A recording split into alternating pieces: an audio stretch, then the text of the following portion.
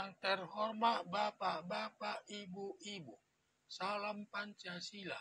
Pada hari Minggu tanggal 24 November 2024, saya akan mengomentari Undang-Undang Perampasan Aset sejak tahun 2010 hingga saat ini sudah berjalan 24 tahun belum selesai dibuat DPR. Sebelum tahun 2010, perbuatan korupsi sudah marak terjadi di tengah-tengah masyarakat. Perilakunya sangat tidak baik, terlalu mengumpulkan harta kekayaan dengan mengambil uang negara lewat jabatan yang diembannya untuk dapat hidup mewah atau berpoya-poya hanya untuk beli tas bermerek atau yang bagus, serta beli pakaian bagus dan yang mahal harus ke luar negeri, Singapura, Amerika Serikat, Inggris, Prancis, dan Milan, Italia, sambil jalan-jalan menjelajahi negara lain dengan menginap di hotel mewah. Biaya per malamnya sangat mahal. Sebaliknya, para koruptor tidak peduli sama kehidupan masyarakat miskin, hanya makan 3 kali dalam satu hari, sangat kesulitan, dan tinggal di kolong jembatan atau di lingkungan kumuh di tengah-tengah masyarakat. Kehidupan para koruptor sangat berbeda dengan masyarakat miskin, ibarat malam hari dan siang hari.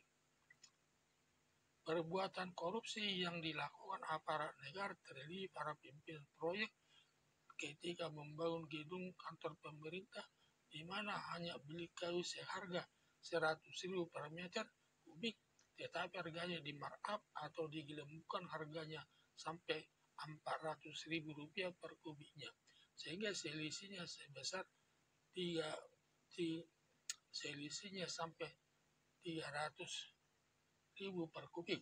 Dikorupsi pimpinan proyeknya. Sebaliknya, negara atau pemerintah mengalami kerugian sebesar Rp300.000 per kubiknya. Kalau yang dibutuhkan sampai 1.000 kubik dikali 300.000, seluruhnya yang dikorupsi mencapai Rp300 juta oleh pimpinan proyek tersebut. Selanjutnya, uang yang dikorupsi sebesar Rp300 juta tersebut dibagi-bagi juga kepada bawahannya agar tutup mulut, tidak melaporkan hal tersebut kepada aparat penegak hukum. Pada umumnya, kalau ada pemimpin proyek terbongkar melakukan perbuatan korupsi sebesar Rp300 juta tersebut, setelah diperiksa salah satu aparat penegak hukum, baik polisi atau jaksa penuntut umum atau komisi pemberantasan korupsi, setelah menemukan minimal 2 alat buktinya lalu menetapkan sebagai tersangka. Ketika sudah ditetapkan sebagai tersangka, di mana harta kekayaannya sebesar Rp300 juta hanya dapat disita dijadikan barang bukti sama sekali, barang buktinya berupa uang 300 juta belum bisa dirampas untuk dititipkan ke kas negara.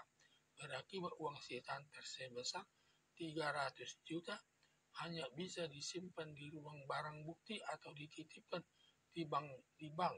Saat ini sering uang sitaan tersebut sering hilang atau berkurang jumlahnya yang diduga diambil petugasnya atau pihak lain. Padahal sidangnya masih berjalan hingga 1 tahun lagi. Setelah perkaranya diputus hakim yang sudah mempunyai kekuatan hukum yang pasti, baru uang sitaan bisa dirampas untuk negara, lalu diserahkan ke kas negara. Demikian juga uang sitaan sebesar Rp300 juta hanya bisa disimpan di brankas atau dititipkan di bank. Padahal sidangnya bisa 2 tahun lagi diputus hakim. Maka nilai uang 300 juta sudah berkurang nilainya.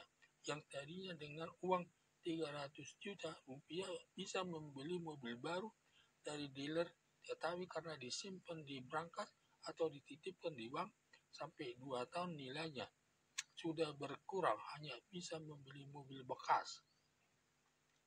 Apalagi barang buktinya mobil mewah, pada saat disita nilainya Rp300 juta yang diparkir di belakang kantor atau di gudang atau diparkir di halaman parkiran di depan kantor selama 2 tahun, nilai mobil tersebut sudah masuk barang rongsokan.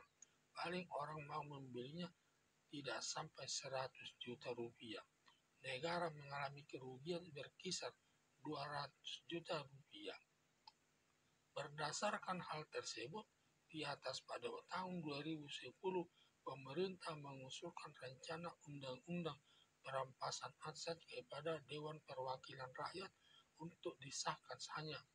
Hanya penyelesaiannya ditunda-tunda sampai terjadi pergantian anggota Dewan Perwakilan Rakyat periode tahun 2014 dan tahun 2019 belum bisa diselesaikan hingga dilanjutkan kepada anggota Dewan Perwakilan Rakyat DPR hasil pemilihan DPR tahun 2024 untuk menyelesaikan rencana undang-undang perampasan aset. Sebelumnya, mantan Presiden Joko Widodo sudah 2 kali menyurati anggota DPR agar menyelesaikan rencana undang-undang perampasan aset tersebut, hanya tidak ditanggapi anggota DPR tersebut.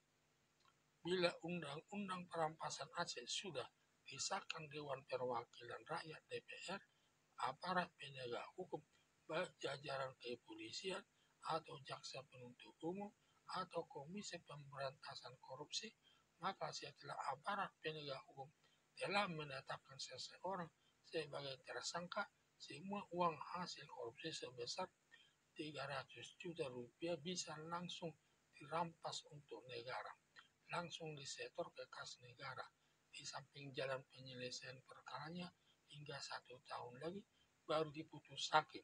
Sesuai perbuatannya sedang barang-barang bukti sudah aman, uang sudah dirampas untuk negara, tidak mungkin hilang dan berkurang jumlahnya. Ada dugaan kenapa undang-undang perampasan aset tersebut tidak diselesaikan anggota Dewan Perwakilan Rakyat hingga 10 tahun. Diduga anggota Dewan Perwakilan Rakyat DPR takut nanti pertama diterapkan kepada anggota Dewan Perwakilan Rakyat dengan merampas harta kekayaannya yang diperoleh dari hasil perbuatan korupsi, karena menurut pengamat bahwa dari seluruh aparat negara di mana anggota Dewan Perwakilan Rakyat DPR tertinggi perbuatan korupsinya, berarti hampir semua anggota Dewan Perwakilan Rakyat atau DPR melakukan perbuatan korupsi yang dapat dilihat setiap anggota Dewan Perwakilan Rakyat setingkat ekonominya lebih tinggi dari aparat negara lainnya, dan biasa anggota Dewan Perwakilan Rakyat di samping rumahnya penuh kemewahan ditambah mobil mewahnya hingga sampai 4-5 mobil karena parkiran mobil kurang di rumahnya, lalu diparkir di bawah gedung DPR karena takut dikenakan. Bila memang anggota Dewan Perwakilan Rakyat DPR tidak mau mengesahkan undang-undang perampasan aset negara, seharusnya Presiden Prabowo Subianto mengambil alihnya dengan membuat peraturan pemerintah mengganti undang-undang tentang perampasan aset, di mana kedudukan hukum undang-undang perampasan aset sama dengan peraturan pemerintah mengganti undang-undang tentang perampasan aset semua perkara pidana. Dengan demikian, pemerintah jangan terlalu mengharap anggota Dewan Perwakilan Rakyat membuat undang-undang perampasan aset. Berdasarkan peraturan pengganti undang-undang yang dikeluarkan Presiden Prabowo Subianto, dapat digunakan aparat penegak hukum, baik jajaran kepolisian atau jaksa penuntut umum atau Komisi Pemberantasan Korupsi, dapat dilakukan untuk merampas harta kekayaan koruptor yang langsung disetor ke kas negara. Tetapi dalam berkas perkara tetap tercatat besarnya harta kekayaan yang disita sebagai barang bukti. Setelah perkara sudah diputus, hakim sesuai perbuatannya bahwa perampasan aset terdakwa hanya dibuat secara tertulis, hanya sebagai formalitas saja, karena uang hasil korupsi secara fakta sudah dirampas dan diserahkan ke kas negara, sehingga uang hasil korupsinya tidak mungkin hilang lagi karena sudah diserahkan ke kas negara.